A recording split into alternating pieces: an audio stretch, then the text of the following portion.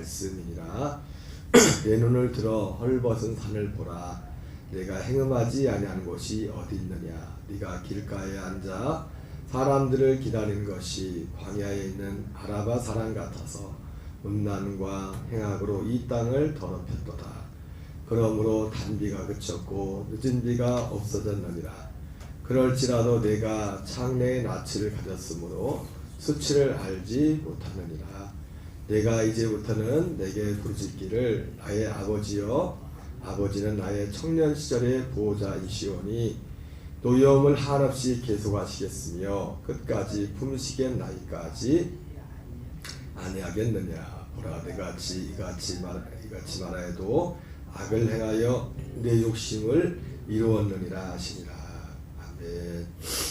할렐루야. 오늘은 어제에 이어서 예레미야 3장 1절부터 5절까지 본문의 말씀을 중심으로 유다의 치명적인 악이라는 제목으로 말씀을 하도록 하겠습니다.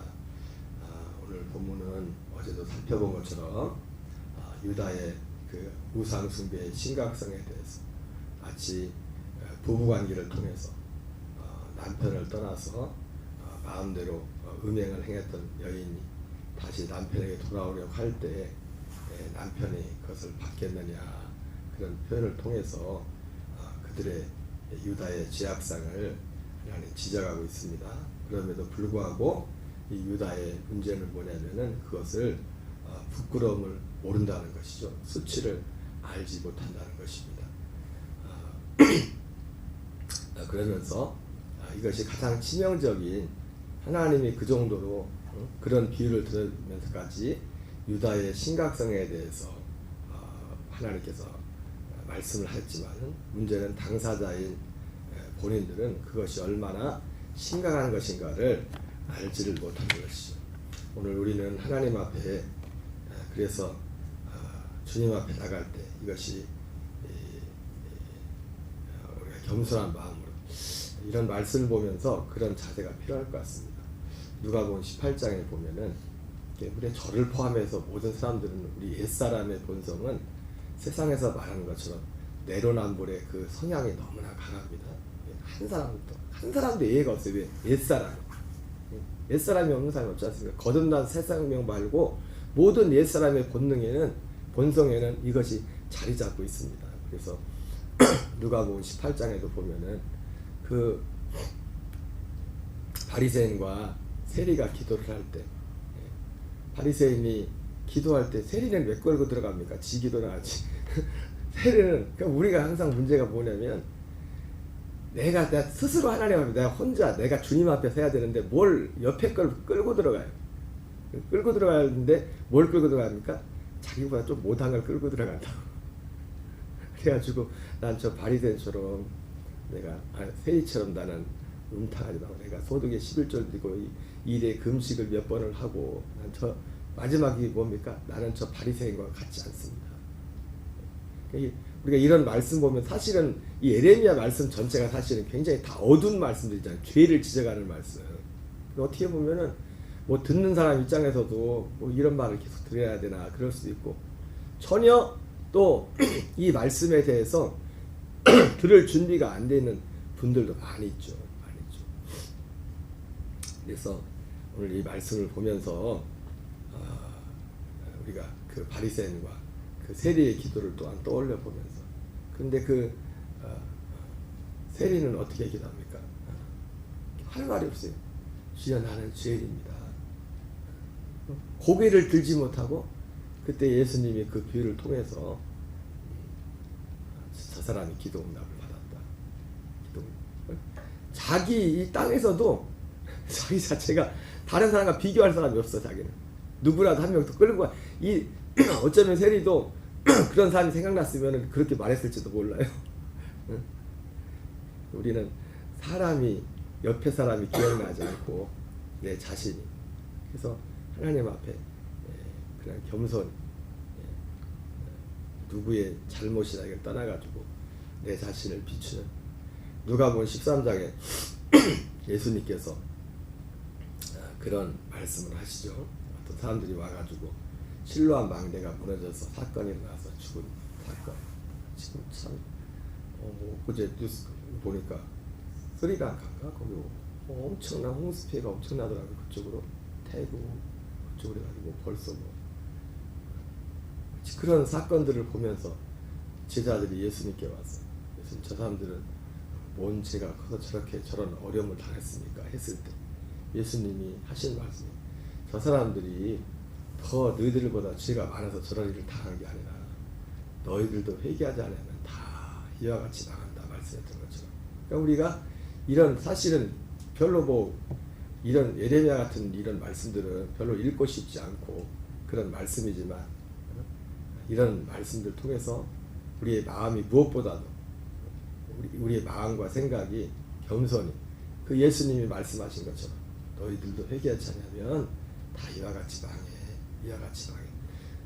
이게 모든 사건들을 통해서 사실은 하나님은 우리에게 그것을 말씀하시고, 사실 오늘 읽진 않지만 6절 이하에 사실 그 얘기가 나와요. 6절 이하에 뭐라고 하냐면 하나님이 이스라엘한테 또 많은 부분이 나오지만은 이스라엘을 보고 유다에 대해서 말합니다. 유다가 또 유다를 보지 못했냐, 이스라엘을 유다에 대해서 말하면서 북이스라엘이 비유적으로 예수님이 하나님 말씀하시지만은 지금 요시야 왕이 특별히 이제 6절 이하에는 요시야 왕 때 예레미야에게 말씀이 임했는데, 요시야가 왕이 됐을 때는 북이스라엘이 멸망하고 나서 뭐 거의 100여 년, 거의 100년 가까이 지났을 때, 좀 BC 721년에 아수리아에게 이제 이스라엘이 멸망을 당했으니까, 그래서 그 얘기를 하나님이 말씀하면서도 그걸 보고서도 유다의 죄가 더 크다고 하나님이, 넌 그걸 보고서도 넌 똑같은 짓을 하고 있다. 그래서 북이스라엘을 친언니라고 하고 동생이라고, 그렇게 유다를 동생이라고 그렇게 빗대어서 이제 6절 이하에 말씀하시는 내용들이 나오는데, 그만큼 사실 우상숭배한 걸 따지면 북이스라엘은 출발 자체가 달랐지 않습니까? 출발 자체가 우상숭배로부터 시작됐으니까 정권을 유지하기 위해서 하나님이 정해놓은 법도, 예배 장소도 바꾸고 예배하는 날짜도 바꾸고 제사하는 날짜도 바꾸고 절기를 지키는 제사장도 레인만 제사장을 세라는데 레인 말고도 레인이 있어야지. 거기에는 레인은 남쪽 유다 다에 이 솔로몬 그 로보암 그 남유다에만 레인이 있었으니까 다 바꾸고, 진짜 본격적으로 실제로 북이스라엘은 하나님 보시기에 선한 왕이 한 명도 없을 정도로 그렇게 악했는데, 그런데도 하나님은 이 유다를 향해서 너희들이 죄가 더 크다고, 너희들이 죄가 이스라엘 죄보다 더 크다. 왜? 보고서도 너 그렇게 해가지고 그렇게 망하는 걸 보고서도 너희들이 정신을 못 차리는 거야. 정신을 못 차리는 거야. 너희들이 지금까지 아마도 오늘 이 5절에도 4절 5절에 그런 내용이 나오지만은 이스라엘이 이런 상황에 와서도 하나님은 노여움을 한없이 계속 하시겠으며 끝까지 품으시겠나이까 하지 아니하시겠나이까 보라, 이렇게 말했던 것처럼 하나님에 대해서 어제 말씀드렸지만 이스라엘의 가장 큰 문제 하나님에 대한 오해였다가 근데 그 오해의 내용 중에 그들 마음속에도 은근히 그런 마음이 있어. 마치 바리새인이 세리를 보면서 세리를 끌고 들어가면서 나는 난 저 세리보다 낫지 아니하니까 그런 기도했던 바리새인처럼 방금 말씀드린 것처럼 객관적으로 볼 때 남유다가 북이스라엘보다는 선한 왕들이 있었고 다윗의 길 어쨌든 중간에 어려운 위기들이 있었지만 다윗의 길을 따라가는 왕들이 있었지 않습니까? 그래서 아마도 그런 스스로 체면에 걸렸는지 그런 어떤 가능성들이 존재했었죠. 그래서 하나님은 오히려 그게 아니라 북이스라엘의 그걸 보면서 그걸 반면교사 삼아서 너희는 그러지 말라고, 너희가 이제라도 정신을 차리고 하나님을 잘 섬기라고 하는데 그런 것이 오히려 그것이 자기들에게는 우리는 그래도 북이스라엘보다 낫지 하면서 그것이 잘못된 안전장치 같은 게 안전장치가 아닌데 우리의 신앙생활의 최고의 안전장치에는 우리의 중심에 세례와 같이 고개를 들지 못하고 주여 나는 죄인입니다. 주여 나는 죄인입니다. 그 죄인의 우리의 옛 자아에 옛 본성에 우리의 그것을 우리는 우리 자신을 믿으면 우리 옛사람은 믿을 존재가 못됩니다. 우리 오직 믿을 분은 그리스도 예수가 내 안에 계신 그리스도가 우리의 삶에 나타나실 그분만이 우리의 믿음의 대상인 줄 믿습니다. 어쨌든 오늘 이 본문을 보면서 다시 한번 보지만 이런 상황 속에서 어쨌든 그 누가복음 13장 말씀이에요. 우리는 이걸 반면으로 삼아서 너희들도 만일 회개치 아니하면 다 이와 같이 망하리라. 모든 하나님의 이 심판의 말씀을 보면서 우리가 우리의 마음에 새게 될 건 뭐냐면 너희들은 예수님도 똑같이 말했거든요. 야, 저 사람들이 너희들보다 더 죄가 많아서 저렇게 된 줄 아냐? 아마 사람들이 마음속에 그걸 아나 봐요. 에이, 나는 저 사람보다 낫겠지. 저 사람 낫겠지. 예수님이 우리 안에 다 발휘된 것 같은 그런 기질 있는 걸 옛사람의 그 기질을 아시고 주님이 저 사람들이 너희보다 죄가 더 많아서 저렇게 어려움당한 줄 아느냐. 너희도 많이 회개치 않냐. 그러니까 우리가 성경 속에 나오는 모든 경고의 말씀, 심판의 말씀을 보면서 우리는 예수님의 말씀을 기억해야 돼요. 항상. 그것이 우리가 다시 한번 우리 자신을 하나님 앞에 낮추는, 우리 자신을 돌아보는. 이렇게 돌아본다고 해도 내가 미처 깨닫지 못하는, 저 자신도 그렇고 내가 미처 깨닫지 못하는 부분도 많이 있을 거라.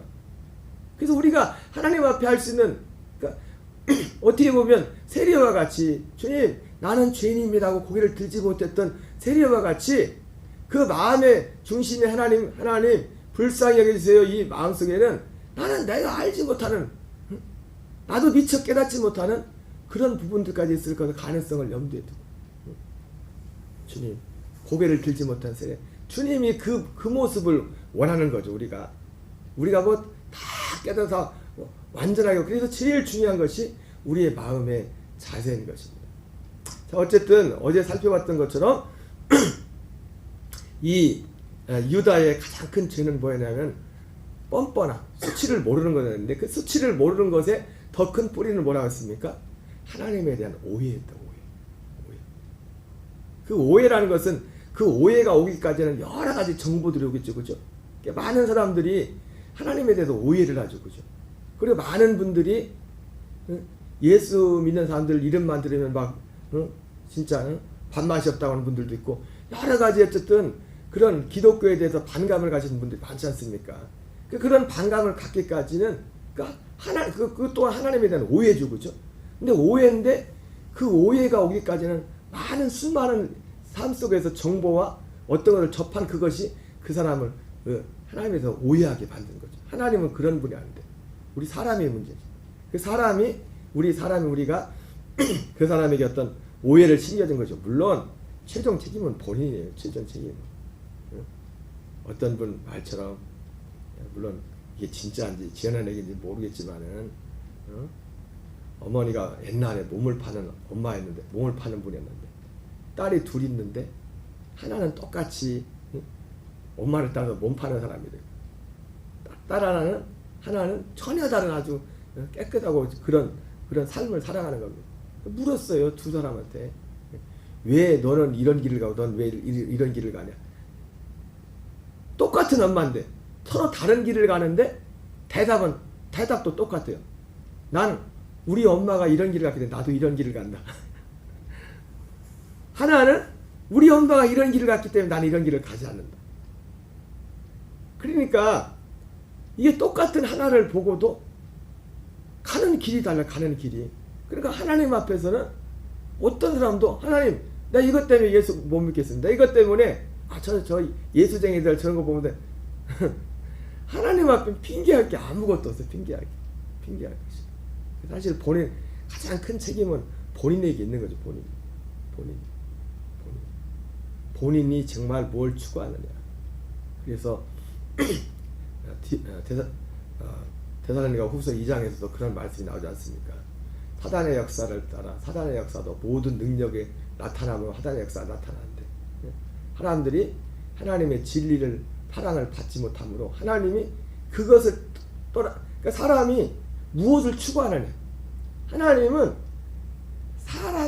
사람이 원하는 걸 주세요. 사실은 원하는 것. 하나님은 좋으신 분이라 원하는 것을 주세요. 원하는 것을. 이 어떤 미혹되는 이런 것을 계속 그것을 원하는 사람은 그걸 줍니다. 그래서 진리의 사랑을 받지 못하여 하나님이 뭐라 합니까? 구원함을 받지 못하도록 한다는 거죠. 그것을 계속 따라가게 해가지고 결국은 자기 책임이에요. 자기 책임. 하나님은 결국은 내가 원하는 걸 주고 내가 원하는 걸. 그래서 예수님도 산상설교를 통해서 마음이 가난한 자는 복이 있나니 천국이 저희 것임이라 했던 것처럼 그 마음이 원하는 것, 그 마음의 가난함이란 가난 속에는 그 사람이 정말 원하는 것이 있거든요. 사람들마다 다 마음이 가난합니다. 가난한 사람 마음에 100% 물론 사람이 우리를 100을 해줄 존재는 없어요. 우리는 하나님만이 우리를 온전히 채울 수가 있지. 사람들마다 그럼에도 불구하고 하나님 말고 뭔가에 가난해 있죠. 뭔가를 원하고 있죠. 자, 어쨌든 4절 5절은 여기 제가 공동번역 보니까 어제 현대인의 번역을 봤는데 공동번역을 보니까 더 재밌게 됐더라고요. 4절 5절을 한번 읽어보겠습니다. 지금도 나를 아비라고 부르기도 하고 젊은 날에 애인이라고 부르기도 하며 지금 이스라엘 유다가 이렇게 음행한 우상 숭배하며 영적인 음행을 저지르면서도 얼굴이 아주 부끄러운 줄 모르는 그런 상황 가운데 있으면서도 나를 아비라고 부르기도 하고 젊은 날에 애인이라고도 부르기도 하며 아무리요 끝없이 화를 내시지는 않을 거야. 언제까지나 진노하시지는 않을 거야. 이런 말을 하면서 못하는 짓이 없었다. 이게 하나님에 대한 어떤 오해죠. 하나님에 대한. 끝없이 화를 내시지는 않을 거야. 언제까지나 진노하시지는 않을 거야. 이게 참 우리가 신앙 가운데 우리에게는 이 하나님이 한 길만 주시는 게 아니지 않습니까? 어떤 때 이스라엘 역사 가운데서도 하나님이 특별히 이 첫 부분에 안 나오는데 이 에레미야 영화를 보면은 맨 첫 장면이 뭔 내용이 나오냐면은 그런 내용이 나옵니다. 이게 어떤 우리가 영화나 드라마를 보면 첫 장면이 굉장히 중요하잖아요. 특별히 짧은 거 한 번에 보는 이 짧은 장편의 드라마 말고 영화 같은 경우는 처음에 이게 무슨 내용으로 흘러가려고 하는 것을 짐작하게 하는 어떤 복선 같은 걸 어떤 딱 띄운다고요. 그 에레미야 영화에 대해서 제일 먼저 나오는 게 뭐냐면 그런 거예요. 예루살렘을 하나님이 함께 하신다. 예루살렘 성은 절대로 무너지지 않는다. 하나님이 지켜주신다. 이거였거든요. 그게 뭐냐면 이때 당시 이 유다에 흐르는 이 어떤 믿음이었어요. 그들의 믿음. 그도 그럴 것이 히스기야 때 그렇게 강력한 아수르가 쳐들어왔을 때도 어떻게 합니까? 성전을 떠나지 않고 히스기야가 성전에 가서 기도할 때 하나님께서 하룻밤 사이에 18만 5천을 그냥 멸해버렸어요. 근데 그런 어떤 큰 어떤 승리의 사건들이 우리가 이 성전만 지키고 있으면은 절대로 어떤 민족도 우리를 와서 짓밟을 수 없다. 그런 것들이 그 속에 흐르고 있어요. 어떤 민족도. 근데 문제는 뭐냐면 하나님은 맞아요. 하나님이 어떤 민족도 지킬 수 있어요. 근데 문제는 뭐냐면 우리에게 문제가 생기면 문제가 생기는 거예요.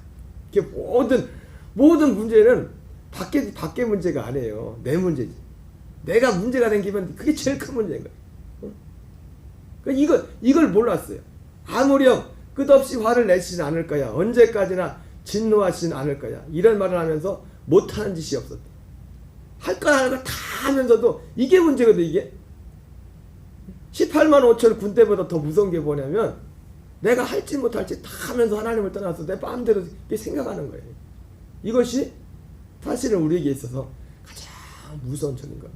근데 유다는 이걸 몰랐어. 근데 그런 차에 지금 그런 믿음으로 가득 차 있는데 그 믿음으로 지금 유다의 이스라엘 유대인들이 다 지금 예루살렘이 망하기 전에 다 그 믿음으로 무장되어 있다고요. 얼마나 믿음이 좋은지. 그런데 거기 와가지고 에레미야가 망한다 회개하라 또 더군다나 나중에 후반기에 와서 바벨론 쳐들어올 거니까 무조건 항복해라. 그게 말이 될 얘기입니까? 지금 이사야 때 생각하면 어떻게 해야 돼요? 목숨 걸고 항전해야죠. 성전 지켜야 되고. 근데 이 두 가지 봐. 충돌이. 그래서 우리는 항상 복음의 진리 안에 행하면서도 우리의 삶이 이렇게 돌아보는 이런 일들이 필요한 것입니다. 어쨌든 오늘 말씀의 핵심은 뭡니까? 이들이 유다의 가장 치명적인 죄악은 바로 하나님에 대한 오해였어요. 한 부분만 가지고, 한 부분을 가지고 하나님이 전부인 것처럼 그렇게. 특히 오늘날 교인들이 오해하는 것 중에 가장 큰 오해는 뭐냐면 교회에서 제일 많이 쓰는 게 은혜라는 단어예요. 은혜에 대해서 그렇게 오해를 많이 합니다. 은혜가 너무 오용되고 있어요. 여러분 뭐 신학적으로도 일반 은혜, 특별 은혜 이렇게 말하지만은 많은 분들이 일반 은혜를 마치 특별 은혜처럼 여깁니다. 일반 은혜는 그냥 일반 은혜입니다. 물론 그 일반 은혜에 대해서도 신자와 불신자의 차이는 있죠. 불신자는 이 일반 은혜로, 불신자는 하나님이 일반 은혜로 삽니다. 하나님이 불신자에게도 허락해 준 것이 있어요. 그래서 이스라엘 백성들이 출애굽에서 광야 갈 때 이제 가나안 땅을 목전에 두고 이제 모압을 그 길 지나가야 되는데 에돔 지역을 지나가야 되는데 어느 민족하고는 싸워서 뭐 아말렉과는 싸워서 그들과 전쟁도 시키지만은 길을 좀 우리 길 좀 지나갈 수 좀 해달라 허락 좀 해달라 이제는 에돔 왕이 말하지 않습니까? 그때 하나님이 얼마든지 거기 뭐 말 안 들면은 싸워가지고 다시 정복하고 갈 수 있는데 하나님이 그걸 허락하지 않아요. 어쨌든 에돔 족속 이방 족속이잖아요, 그죠? 그러면서도 뭐라고 하냐 하나님, 야 거기는 내가 걔들한테 기업으로 주었어. 그러니까 세상에서도 안 믿는 사람에게도 하나님이 이 세상에 있는 동안 허락하는 복도 있다고요. 그 함부로 건들지 마. 여러분 세상 여기 밖에 있는 예수 안 믿는 분들이 있는 그런 이런 기업들도요, 하나님이 그분들이 허락해 준 거예요. 우리가 그거 가지고 그것들에 대해서 야 저 뭐 예수 안 믿는 사람들 그럴 필요 없어요. 그 에돔 족속을 보라고요. 야 그거 놔도 돌아서 가. 에돔 그 땅은 내가 걔들한테 준 거야. 하나님이 이처럼 하나님이 이 일반은 물론 근데 문제는 뭐예요? 에돔은 하나님을 제대로 안 섬기지. 차이가 있다면 이런 일반적인 은혜들은 신자나 불신자 하나님이 다 주셔요. 다 주셔요. 물론 우리가 그리스도 예수 안에서 기도하고 믿음 안에서는 하나님이 더해주는 복은 또 의미가 다르죠. 왜냐하면 우리가 믿음의 길, 생명이 가는 길을 가는 것과 같이 가는 거기 때문에 그분들은 이거와 관계없이 그냥 하나님이 이 땅 살아가는 동안 열심히라면 아니 예수님 예수 안 믿어도 얼마나 농사를 잘 지내는지 모른다니까요. 예수 믿는 사람들보다 농사를 더 잘 때 뭐 하는 거 보면 뭐 하는 게 이 은혜에 대한 오해가 은혜에 대한 이 은혜 여러분 그 일반 은혜와 특별 은혜 특별 은혜는 예수 그리스도를 통해서 우리에게 주시는 그 은혜 하나입니다. 회개하고 그리스도의 복음의 진리 안에서 옛사람은 죽고 그리스도의 그 생명으로 살아가는 우리의 진정한 수치는 이 이스라엘 유다는 수치를 보는데 수치를 진짜 수치가 뭔지를 아는 진짜 수치는 세상에서 조금 불편하고 세상에서 좀 어려운다고 그게 수치가 아니라 진짜 믿는 자의 수치는 뭐랍니까? 우리가 마땅히 드러나야 돼 믿음이 드러나지 않고 마땅히 나타나야 될 그리스도의 생명이 드러나지 않는 이것이 진짜 수치 중에 수치인 것입니다. 아무쪼록 오늘 장로에게 말씀을 드렸지만 이 말씀을 보면서 저 자신부터 시작해서 하나님 저도 깨닫지 못하는 저도 유다와 같이 이 뻔뻔한 얼굴 그럴 수도 있습니다. 그 뻔뻔한 부분 뭐가 내 수치인지를 보여 알게 하시고 우리 모든 교인들이 더 주님 앞에 가까이 나올 수 있는 은혜를 허락해달라고 기도하는 저와 여러분 되시기 바랍니다. 주기도문을 마치겠습니다. 하늘에 계신 우리 아버지여 이름이 거룩히 여김을 받으시오며 나라 임하옵시며 뜻이 하늘에서 이루어진 것 같이 땅에서 이루어지이다. 오늘날 우리에게 일용할 양식을 주옵시고 우리가 우리에게